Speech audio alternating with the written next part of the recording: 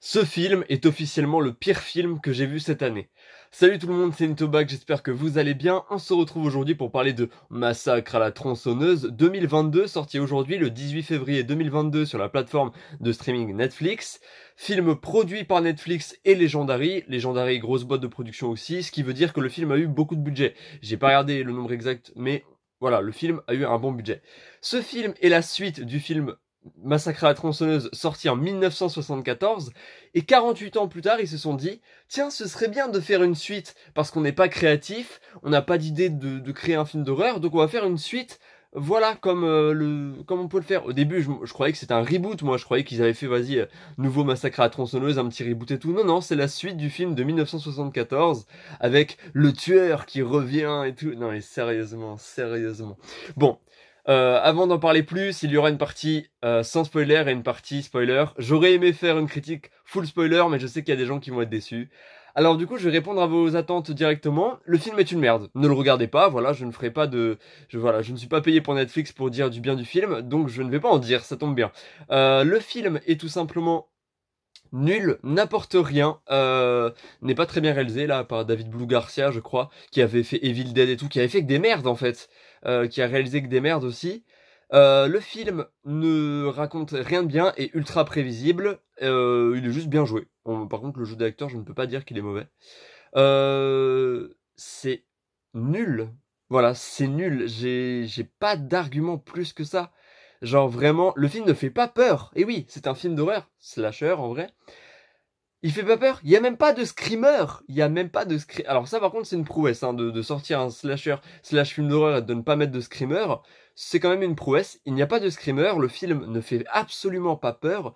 Il est juste gore. Voilà, il est juste gore à souhait. Très très gore. Déconseillé aux moins de 18 ans d'ailleurs. Donc ne le regardez pas avec des enfants, je vous en supplie. Mais le film est juste gore et on rajoute là-dedans. Et quand un film n'a pas d'idée, bah il est gore et ça sert à rien quoi. Genre vraiment la violence gratuite comme ça sert à rien. Et voilà, bon, je vais essayer de résumer vite fait le film dans cette partie non spoiler. On a quatre pas étudiants, quatre jeunes personnes. Donc trois blanches, trois filles blanches et un noir, parce qu'il faut toujours un noir dans un film d'horreur, c'est une évidence. Est-ce qu'il va se faire tuer en premier? Ah, peut-être, peut-être pas. Mais donc, on a du coup ces trois filles blanches, enfin quatre bourgeois au total. Quatre bourgeois qui s'installent, qui tout simplement ont acheté une ville qui s'appelle Barlow ou Marlow. Vous voyez, j'ai même pas fait gaffe à... Enfin, si, mais juste, c'est pas intéressant. Bref, ils ont acheté une ville, et eux, ils ont le grand projet de rénover cette ville, parce que c'est une ville fantôme, de la rénover complètement, et de faire un truc avec une galerie d'art, un centre commercial, tu vois, de rendre une ville fantôme en ville commerciale, ville stylée, ville qui va attirer du touriste, en ville touristique. Voilà, voilà. Ça se passe au Texas, ça se passe aux États-Unis, sauf que, tout simplement, il se trouve que dans cette ville, malheureusement, vit le tueur à la tronçonneuse. Tueur dont on connaît l'identité dès le début du film. Oui, non, c'est pas une blague, c'est pas une blague. Dès le début du film, on sait qui est le tueur. C'est pas un truc en mode, vas-y, l'identité du tueur, on va la cacher et tout. Non, on sait l'identité du tueur dès le début du film. Bon, c'est un petit peu dommage. Et, alors, c'est assez drôle. Vous vous rappelez du film Halloween, sorti en 2018, qui était du coup la suite de Halloween de 69. Il se trouve que Massacre à la tronçonneuse fait exactement la même chose. Ils vont ramener l'actrice du premier Massacre à la tronçonneuse, la survivante, la seule survivante du premier Massacre à la tronçonneuse, qui n'était pas un mauvais film d'ailleurs, en 74. Ils vont ramener cette actrice, et cette actrice, elle est toujours traumatisée par ce qui s'est passé en 74. 48 ans plus tard, elle est en mode « Je vais me venger, je vais tuer, ça fait 40 ans que je le cherche, je vais le tuer ». Voilà. Oui, ils se sont dit que 48 ans plus tard, voilà, elle avait encore le feu de Dieu et elle allait vouloir se venger. Bon, déjà, elle a un rôle minime dans le film, vraiment. Elle va durer peu de secondes à l'écran. Et ensuite, bah, c'est nul. En fait, je suis désolé les amis, mais en fait, moi j'ai un problème, c'est que j'aime parler de cinéma, vraiment. J'adore parler de cinéma, j'adore parler des films que j'ai bien aimés, que j'apprécie et que je vous recommande, des épisodes de séries, etc. Là, je ne suis juste pas enjoué, je ne suis pas joyeux parce que je viens de voir. Parce que je me dis que il y a des millions de dollars qui sont allés dans ce film pour faire une merde pareille, qui ne raconte rien, qui est très nulle, et que j'ai envie d'insulter, limite, je suis un peu salé. Et le pire, c'est que j'ai lu quelques articles juste avant de faire cette vidéo de journalistes qui ont vu le film et tout, voilà, ce matin et tout. Et le film se fait plutôt bien encensé, 3,2 sur 5 sur Allociné, c'est plutôt une bonne note. Le film devrait avoir en dessous de 2, enfin 2 ou en dessous. Bon, il va baisser, je pense, parce que là, il n'a pas encore été assez vu, mais quand les gens vont voir cette merde, ils vont comprendre. Le film, en fait, moi j'ai un problème. Je suis quelqu'un qui n'aime pas les films d'horreur de base, mais ça m'empêche pas de détester un film d'horreur parce que c'est un film d'horreur. Attention. Je n'aime pas les films d'horreur parce que je n'aime pas avoir peur. Mais là, ça ne fait pas peur. À aucun moment, je n'ai eu un frisson, un sursaut. Non, rien. C'est de la merde. C'est de la merde. Voilà. En plus, il y a des choses qui ne vont pas. C'est un léger détail, mais on va dire qu'à un moment, le tueur a une force surnaturelle. On dirait Michael Myers. Le mec, c'est un alien, il se déplace. En fait, ce film, on dirait un film Halloween. Alors que moi, j'aime bien les films Halloween, tu vois. Et le film, en fait, c'est juste Michael Myers avec une tronçonneuse. Et c'est chiant. On veut pas ça. On veut pas ça. Bref, je suis un peu salé, mais parce que j'ai pas du tout apprécié le film.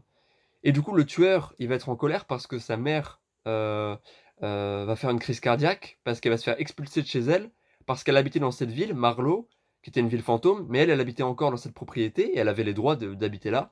Et elle va se faire virer par les quatre bobos, les quatre riches qui vont débarquer, qui vont faire allez, cassez-vous maintenant, c'est notre propriété. Sauf que du coup, ça va la secouer, elle va faire une crise cardiaque, elle va mourir. Et le tueur, c'est son fils, c'est le fils de cette dame-là. Et du coup, il va être vraiment très très énervé. Et du coup, il va décider de massacrer tout le monde. Même les gens qui n'ont rien à voir avec ça. Tout le monde. Voilà, tout le monde va se faire massacrer la gueule. C'est l'objectif. Massacrer la tronçonneuse, voilà. Tout au début, il n'y a pas de tronçonneuse. Après, il va retrouver la tronçonneuse. Et ça va partir en gore party, truc dans un bus. Bon, truc horrible. C'est gratuit, c'est vraiment immonde en plus. C'est immonde, vraiment. Mais du coup, ça apporte rien en fait le fait que ce soit immonde. Le film n'est pas bien réalisé, le film n'est pas bien écrit. Et il y a plein de trucs qui vont pas. Il y a même des faux raccords que j'ai, mais j'ai même pas envie d'en parler tellement je suis abasourdi. Et je me demande comment on peut encore produire ce genre de merde. Évidemment que le film va être regardé, évidemment qu'il va sûrement être dans le top France, même top monde sur Netflix, parce que bah, ça attire les gens. Massacre à la tronçonneuse, c'est une licence connue, c'est un film culte du cinéma d'horreur. C'était un très bon film en 74. En faire une suite 48 ans plus tard, c'est quand même couillu. C'est quand même couillu d'en faire une suite 48 ans plus tard. Laissez les gens tranquilles. Créez de nouveaux films d'horreur, ayez des idées. Là, c'est une suite juste gore, qui n'apporte absolument rien.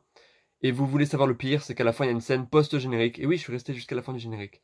Il y a une scène post-générique, et dans cette scène, évidemment, vous vous dites, ça tease comme quoi il pourrait y avoir une suite à ce film. Ce que je n'espère absolument pas. Bon, je sais que le film va bien marcher commercialement, parce que les gens, petit 1, ils aiment les films d'horreur. Petit 2, ils vont cliquer parce que le film s'appelle Massacre à la tronçonneuse et que ça attire les gens, le gore. Mais bon, une fois que les gens verront le film, j'espère qu'ils vont le descendre dans les critiques et j'espère qu'une suite ne verra jamais le jour parce que franchement, ça me déçoit vraiment de voir ce genre de choses. C'est pas la première fois que Netflix produit un film de merde, c'est clair, d'accord? Ils produisent beaucoup de films de merde, mais encore une fois, pourquoi produire un film aussi nul? Franchement, je me demande même comment le réalisateur a pu penser que c'était un bon film. En fait, quand vous créez un film d'horreur, l'objectif c'est de faire peur aux spectateurs. Vous êtes d'accord avec moi? Rien ne fait peur dans le film. Rien ne fait peur. Il n'y a même pas de screamer. Je veux dire, il aurait pu faire des screamers simples et durs, comme on peut en retrouver dans les films Halloween ou dans les slashers. Là, c'est juste, il s'est dit, la violence va faire peur aux gens. Mais non. C'est... Non. Bon, voilà. Je vais vite fait passer en partie spoiler, mais bon. Donc voilà, si vous ne voulez pas être spoilé, partez, mais bon. De toute façon, je vous le dis, ça change rien que vous soyez spoilé ou pas, je ne vous conseille vraiment pas de regarder ce film. Vraiment, vous allez perdre 1h20. Déjà, quand vous voyez que le film dure 1h20, vous savez que ça a été bâclé. Vous savez que c'est un truc qui est pas développé. Vous savez que quand le film dure 1h20, ça va aller vite. Au moins, ça va vite. Et vous voulez savoir le pire, c'est que j'ai failli arrêter le film en plein milieu. Au bout de 46 minutes de film, j'ai failli l'arrêter parce que je me suis dit, c'est bon, je sais déjà comment ça va se finir, je sais déjà comment va se terminer le film, je connais les speeches par cœur, je connais trop ce genre de scénario nul, mal écrit. Mais bon, je suis quand même resté jusqu'à la fin pour vous proposer cette critique. Bon, en partie spoiler. Petit 1. Le noir ne meurt pas en premier. Voilà, le noir ne meurt pas en premier. Alors il faut savoir une anecdote. Hollywood, c'est parce qu'en fait, à l'époque, dans les films des années du coup 80, etc., quand il y avait un noir, le noir mourait en premier. Et du coup, c'était devenu un mème et les gens en rigolaient beaucoup et étaient en mode ah, le noir meurt en premier à chaque fois dans un film d'horreur. Du coup, Hollywood, pour pallier à ça, maintenant, le noir meurt en deuxième. Voilà, dans tous les films récents, regardez, les films d'horreur récents, le noir ne meurt jamais en premier, mais en deuxième. Voilà, donc dans le film, le noir va mourir en deuxième. Enfin, en deuxième dans la bande de potes, hein, parce que avant, le tueur va tuer des flics, la fiancée. J'ai même pas retenu leur nom, leur prénom parce qu'on en a rien à foutre. Et voilà, le noir va mourir en deuxième. Tout le monde va mourir, à part les deux sœurs qui vont réussir à survivre, même si elles vont mourir. Il va y avoir un message très... un message sur l'écologie nul. Un message sur les fusillades aux États-Unis nul. Alors franchement, ça c'est un détail que je ne comprends pas. Un message sur les influenceurs et les réseaux sociaux nul. Où genre il y a un mec qui débarque avec une tronçonneuse allumée qui vient de décapiter un mec. T'as une meuf qui dit fuyez, fuyez. Et le mec débarque dans le bus et tout le monde le filme et ils font des lives TikTok et c'est en mode vas-y mec, putain t'as une sale gueule toi. Non. Non. Jamais les gens n'auront cette réaction-là. Ils viennent de voir la tête d'un mec volé. Il y a une meuf qui vient de hurler et qui se dit fuyez, fuyez. Et eux, ils sont là. Waouh. Alors peut-être que, d'accord, dans une foule, dans la vraie vie, peut-être qu'il y aurait un mec qui aurait filmé, d'accord. Mais là, ils filment tous. Après, ils se font massacrer. Pendant qu'ils se font massacrer, il y a un mec qui continue de filmer et de faire un live TikTok. Non. Alors ça dénonce quoi? Ça dénonce que les réseaux sociaux nous conditionnent et que du coup, même dans l'horreur, même quand il y a des gens qui se font massacrer, notre premier réflexe c'est de filmer et de faire un live TikTok. Bah non, ça se passe pas comme ça dans la vraie vie. Genre non. Les gens, quand ils ont peur, ils fuient, ils filment pas.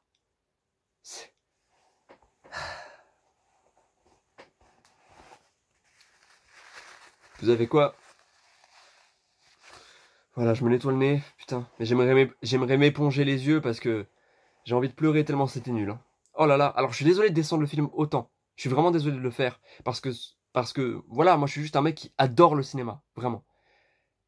Mais en fait, j'avoue que j'étais un peu hypé par le film. Je vais pas vous mentir, je pensais que c'était un reboot de la saga, qu'il y avait des choses intéressantes à apporter. Je me suis dit, ça peut être intéressant. Et quand j'ai vu que le réalisateur c'était David Blue-Glarza qui a réalisé Evil Dead et Don't Breathe, qui étaient deux merdes, on va pas se mentir, deux grosses merdes, je me suis dit putain c'est mal parti. Et oui, c'est de la merde. Et on en parle qu'ils ont ramené l'actrice du premier film qui avait survécu et sa réaction est complètement débile. Elle va se faire tronçonner la gueule directement. Les autres filles sont dans la voiture, elles mettent les clés dans le contact, elles regardent l'autre se faire massacrer, elles ne partent pas. Depuis le début, leur objectif c'est de partir et là elles ne partent pas. Non, non. J'en ai assez. J'en ai assez de voir des merdes comme ça. Je sais même pas pourquoi j'ai regardé ce film. Je savais que ça allait être une merde. Quoique j'avais un petit doute, je pensais que ça pouvait être bien. Mais dès les 40 minutes de film, je savais comment ça allait boucler. Je savais que tout le monde allait mourir sauf les deux sœurs, qu'elles allaient survivre, qu'il allait avoir un combat final contre le tueur, et c'est ce qui se passe. Et puis voilà, il y a une scène post-générique où on voit le tueur marcher et retourner à la maison du premier, à la maison du film de 1974. Il y retourne. Voilà, ils ouvrent sur une suite, machin. Non, non, c'est pas ce que j'ai envie de voir. C'est pas ce que j'ai envie de voir. Encore une fois, Netflix, vous avez fait de la merde. Voilà. Désolé pour cette critique salée. J'en ai pas fait beaucoup sur ma chaîne. Je crois qu'il y a 2 critiques dans toute ma chaîne où je descends un film. Il y avait La Belva, où j'avais descendu le film parce que c'était une merde. Hein, et là, parce que c'est une énorme merde. Et je sais que le film va avoir énormément d'audience et que les gens vont regarder et vont être en mode putain, qu'est-ce que je viens de regarder? Quelle merde! Putain! Non, ok. C'est tout ce que j'avais à dire. Je pense que je ne vais pas m'épiloguer. Ne regardez pas ce film. Par contre, n'hésitez pas à liker cette vidéo. Ça me fera toujours plaisir. C'était Nitobac, j'espère que vous avez apprécié. En plus, vous avez vu, je filme avec mon téléphone pour une fois et pas avec mon PC. J'espère que vous m'avez bien entendu. J'espère que le micro n'a pas bugué ou quoi. C'était Nitobac, prenez soin de vous, prenez soin de vos proches. Bonnes vacances pour ceux qui sont comme moi en vacances. Là, ça y est. Bonnes vacances. Peace out. Regardez les films et regardez du cinéma, mais ne regardez pas des films de merde. Ah non, évitez les films de merde. Allez, salut les refs.